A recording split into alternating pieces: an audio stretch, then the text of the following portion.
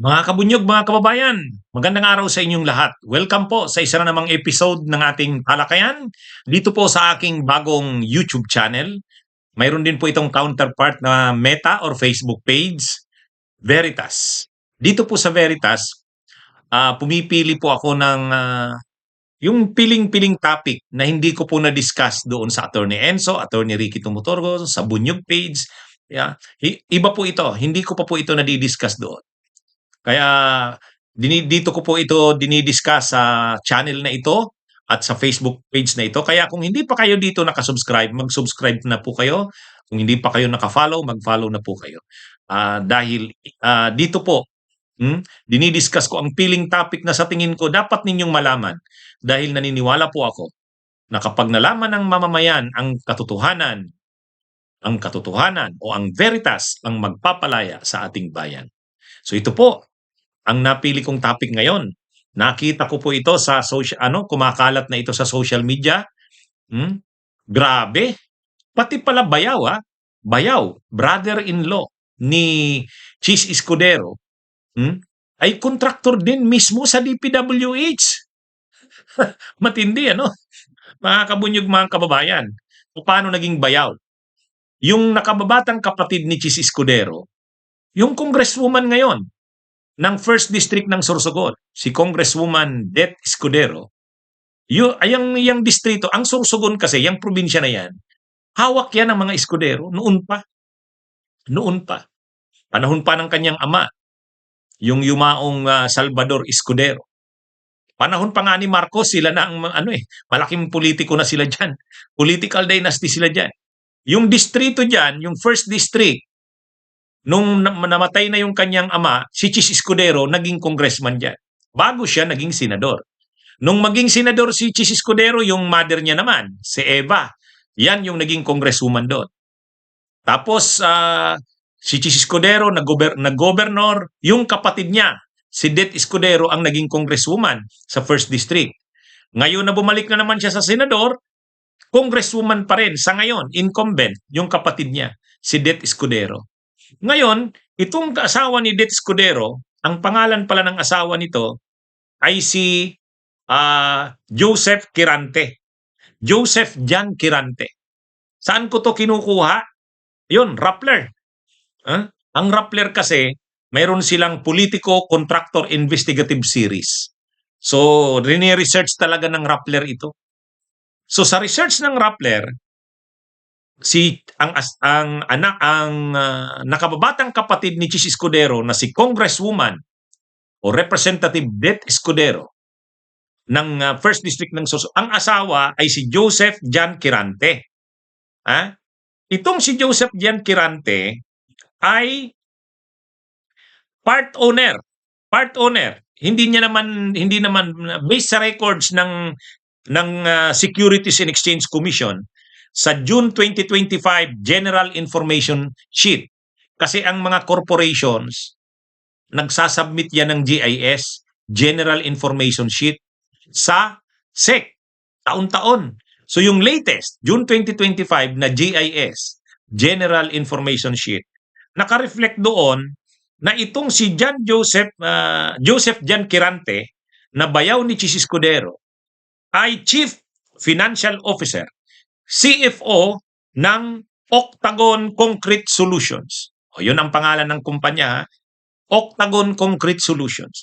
At itong Octagon Concrete Solutions, 5% nito, so ang 5% ay mga 50 million din daw na worth ng shares, ay pag-aari ni Quirante.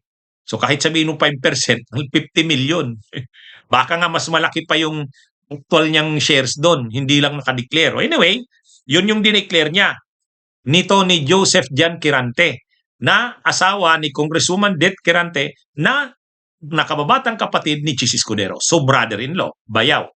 Ngayon, itong Octagon Concrete Solutions, itong corporation na ito pa ang matindi. Ito, may mga kontrata ito sa DPWH. At ang mga ano daw nito, ang mga projects nito sa DPWH ay biglang tumaas sa panahon ni Marcos. O, nung Senate President si Chis Escudero. Nung Senate President si Chis, yun ang lumalabas. sa article sa Rappler na sinulat ni Lian Buwan. So hindi po ito hindi ito chismis. Investigative journalism ito. Ibig sabihin talagang inimbestigahan ng mga staff ng Rappler. Kaya magaling din itong series na ito ng Rappler. Anyway, ipagpatuloy natin. Okay, ganito. Si dating DPWH Yusek Bernardo, naalala nyo nung nag-appear sa Senado? Yung nagpangalan kay Chis Escudero na nagbigay daw siyang 120 million kay Chis Escudero. Nagbigay daw siya. Madalas daw silang magkita ni Chis Escudero doon sa isang business establishment. Ano ba yun? Corp ba yun? Yung business establishment sa BGC. At alam nyo kung sino ang may-ari ng business establishment na yon? Si Maynard S. Ngo. Hindi NGO. NGU. Si Maynard S. Ngo.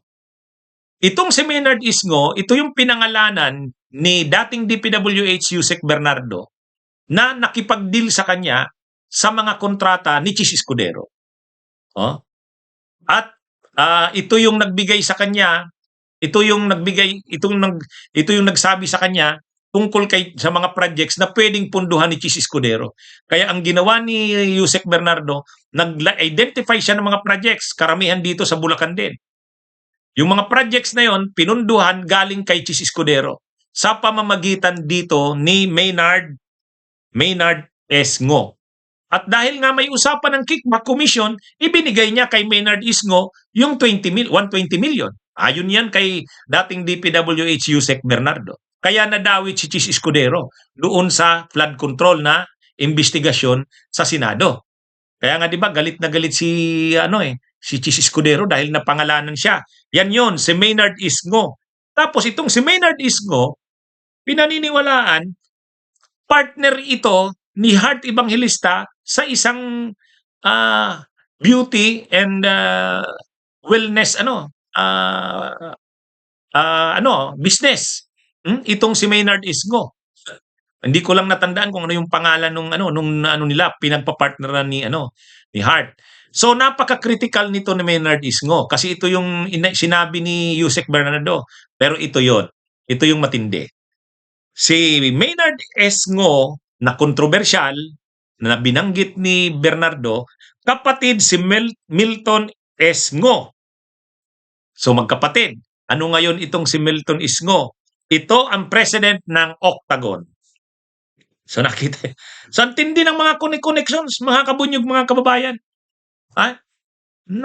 Grabe grabe itong mga connections na ito. Ang naka-reflect na president ng Octagon, Concrete Solutions, ito yung contractor sa DPWH. Maraming projects ito sa DPWH, itong Octagon. Ang naka-reflect na president ay si Milton S. Ngo.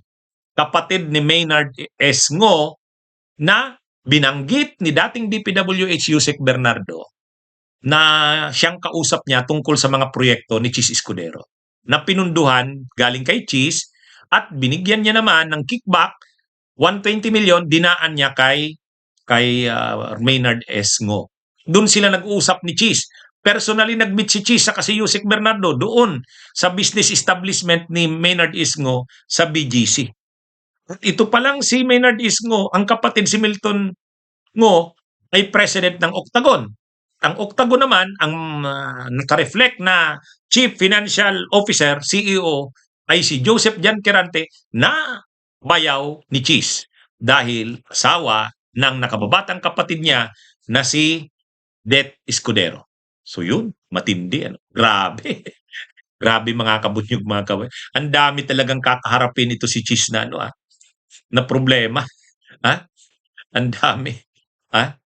O yan, mga kabunyog, mga kababayan. Yan ang ating diniscuss dito sa Veritas.